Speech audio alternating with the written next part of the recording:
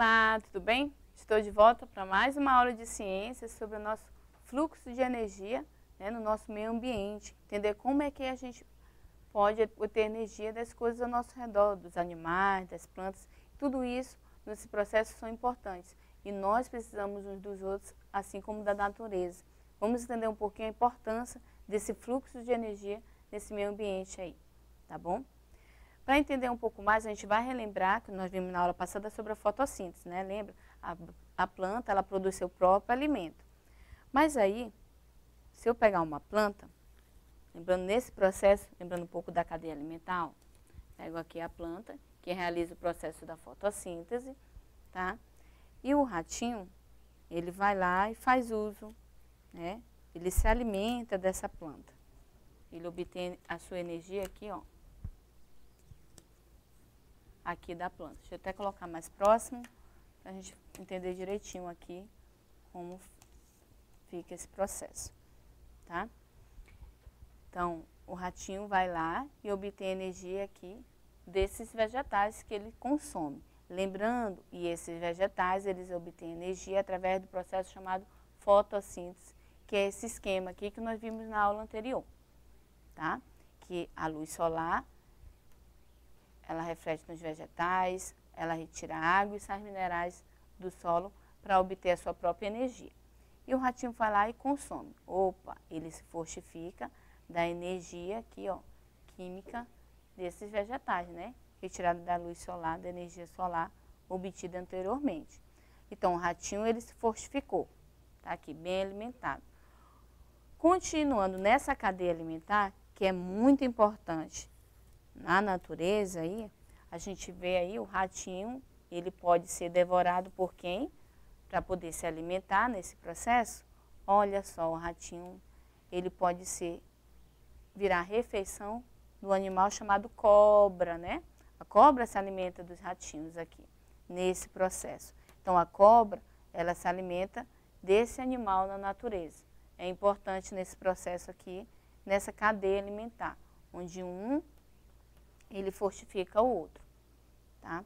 Então, quando ela obtém energia desse animal, quando ela se alimenta do rato, no caso aqui, né, nessa cadeia alimentar que a gente está vendo, ela também pode servir de alimento para outro animal lá na natureza, nessa cadeia alimentar aqui, ó.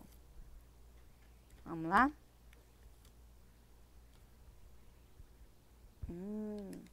Olha só, ela pode ser devorada pelo leão. Afinal, o leão, que é um animal muito temido, feroz e forte, né? Ele obtém a energia dele também se alimentando de outros animais. Um deles é a cobra, tá? Então, ele obtém a energia dele fazendo essa refeição. No caso, aqui, no exemplo que a gente está vendo, a cobra, tá?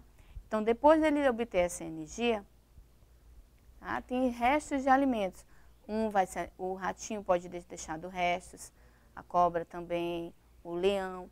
Esses restinhos, que eu costumo falar assim, para você entender exatamente o que a gente está se referindo, que fica lá no solo, quando a gente se alimenta, esses restos aí, que a gente chama de, nessa cadeia alimentar, de fungos ou bactérias, tá? Aqui, é claro, está ampliado aqui, mas eles são partículas bem pequenas aí nesse solo, tá bom? E esses fungos e bactérias, eles fortificam quem? A planta, que por sua vez também se fortifica, que ajuda o ratinho, depois a cobra, que também alimenta o leão, e o leão solta esses fungos e bactérias após a sua alimentação também. Então, esses fungos e bactérias, só se referindo um pouquinho a ele, lembra da fotossíntese, que eu falei minerais, ó, tá? Esses fungos e bactérias, embora a gente não veja nesse solo aqui, de maneira bem visível, ele ajuda nesse processo da fotossíntese, porque é exatamente ele que dá esses nutrientes, esses minerais aqui importantes nesse processo da fotossíntese. Se você pensar um pouquinho, vou te dar um exemplo aqui da floresta amazônica. Se você observar uma imagem da floresta amazônica, você vai ver o quanto ela é extensa, ou seja, ela é enorme, né? Ela é grande, nossa floresta. É uma das maiores florestas do mundo. Então, se a gente for pensar como é que ela se mantém, tantas árvores ali, animais, espécies e plantas ali, muitas das vezes que nós nem conhecemos. Nós já conhecemos muitas frutas, a variedade é enorme aqui no norte do nosso país. Mas são muitas espécies, às vezes, que não são nem conhecidas. De tão grande e extensa que ela é e rica na sua diversidade, tanto de flora e fauna ali. Mas se a gente for pensar um pouquinho nessa floresta, como é que ela se mantém? Exatamente nesse processo da fotossíntese. As plantas, as árvores que existem ali, elas tiram da luz solar a energia, elas obtêm do próprio solo, da água da chuva, ou às vezes do próximo do rio que está ali, que mantém, né, aquela flora abastecida ali, do próprio rio, da natureza, esses nutrientes da água e os sais minerais que tem no solo.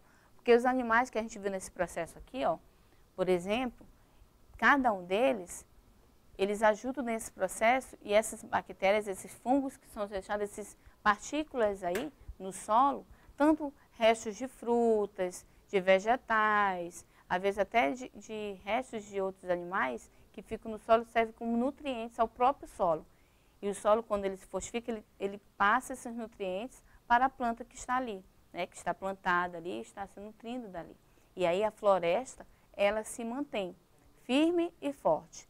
Por isso que é tão importante algumas questões que a gente tem falado sobre desmatamento, sobre queimadas, a gente ter esse cuidado, porque a floresta ela se mantém dessa forma. E se a gente queima, a gente destrói, desmatando, ou queimando, ou até mesmo retirando o necessário, mas a gente esquece de reflorestar, ou seja, plantar novamente, né?